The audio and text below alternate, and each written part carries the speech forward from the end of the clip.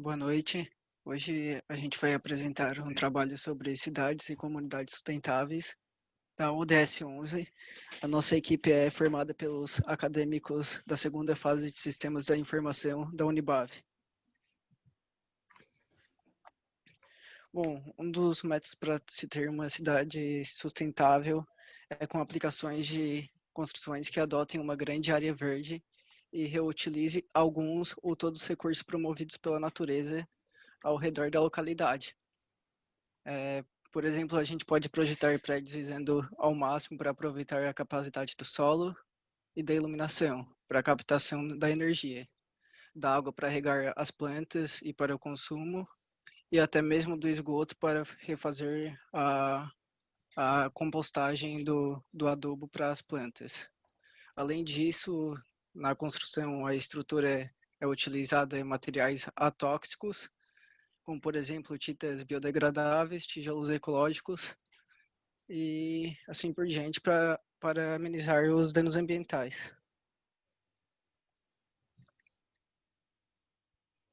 Bem, com base nas ações necessárias para contribuir com a ODS 11 e com o pensamento de que os recursos naturais eles são finitos e eles acabam, eles atualmente fazem parte da maior funcionalidade das cidades, ou seja, sem eles não funciona a cidade direito.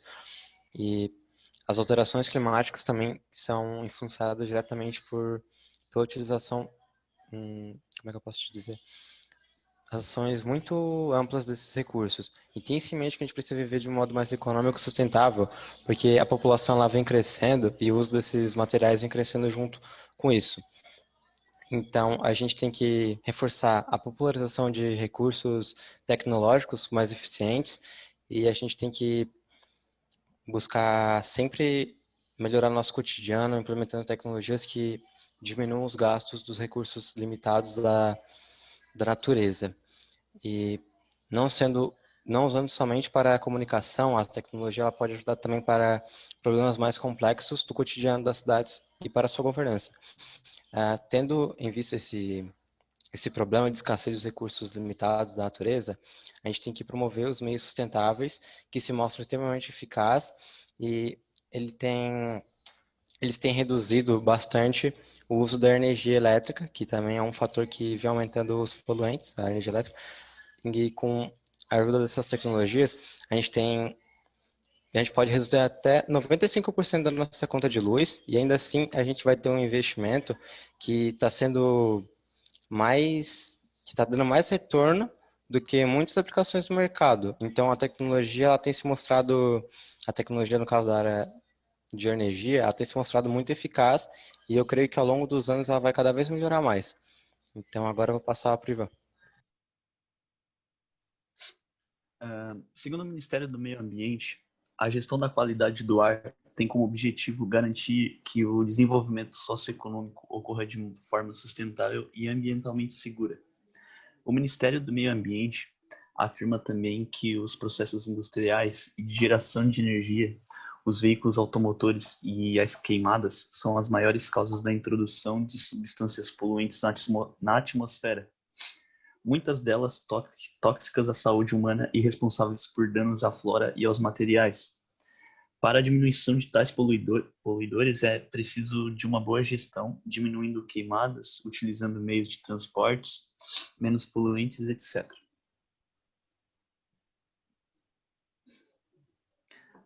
O plano diretor de uma cidade é o documento responsável pelo estabelecimento da política urbana na esfera municipal e pelo desenvolvimento das funções sociais da cidade e da propriedade urbana. Através da mudança, né, no plano diretor das cidades, foi possível a implementação de políticas para o desenvolvimento das cidades e comunidades mais sustentáveis. No campo da moradia, a Secretaria Nacional de Habitação do Ministério das Cidades coordenou a elaboração do Plano Nacional de Habitação. A finalidade dele é universalizar o processo à moradia digna a todo cidadão. Quanto ao transporte urbano, os países têm diretrizes, o país, né, no caso, já tem diretrizes estabelecidas pela Política Nacional de Mobilidade Urbana, e entre seus princípios estão a acessibilidade universal e o desenvolvimento sustentável das cidades. Podemos citar como ações que promovem a sustentabilidade, como a coleta de lixo através da reciclagem, que é considerado o melhor método para conter o lixo nas cidades, com a conscientização das pessoas e por colaboração dos governos, criando leis que incentivem a coleta seletiva e acabando com os aterros sanitários.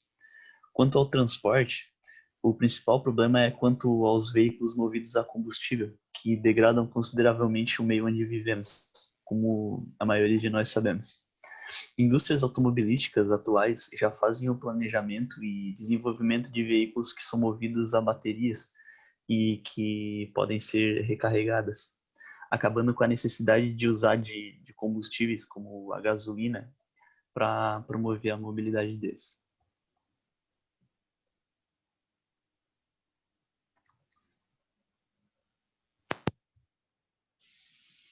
Cidades inclusivas e sustentáveis.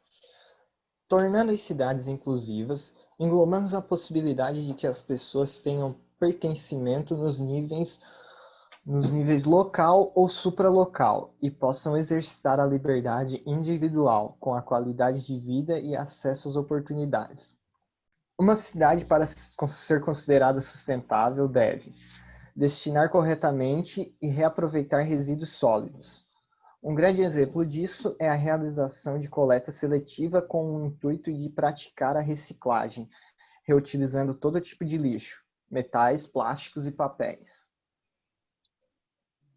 Oferecer água de qualidade sem esgotar mananciais. Isso é algo simples de se fazer em grande parte das cidades, pois só precisa de um investimento em tratamento e maiores incentivos para a reutilização da mesma.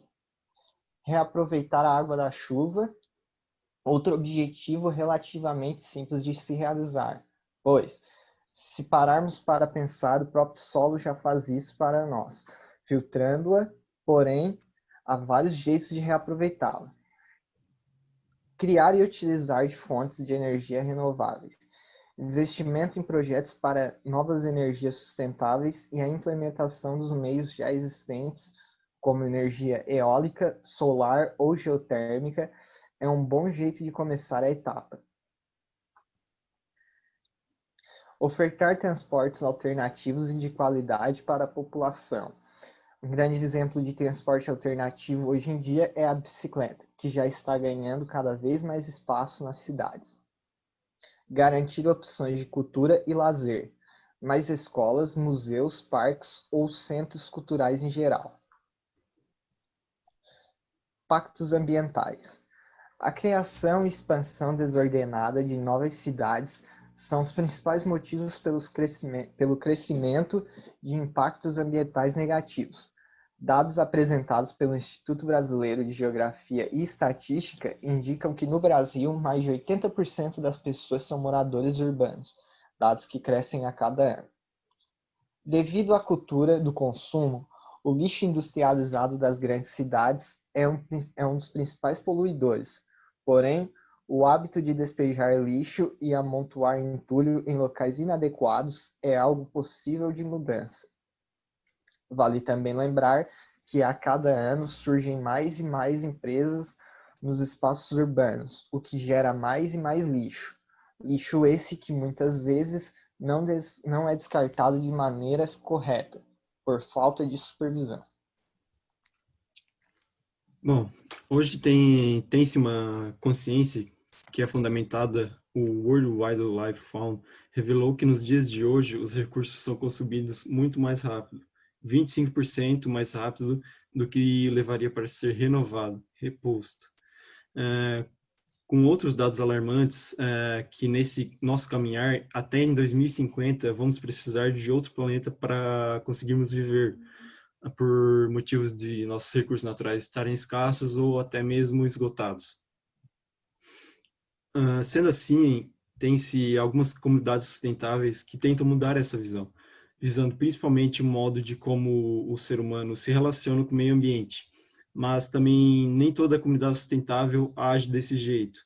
Por exemplo, algumas dessas comunidades elas são mais focadas somente em enriquecer o ambiente, somente repondo o que for retirado.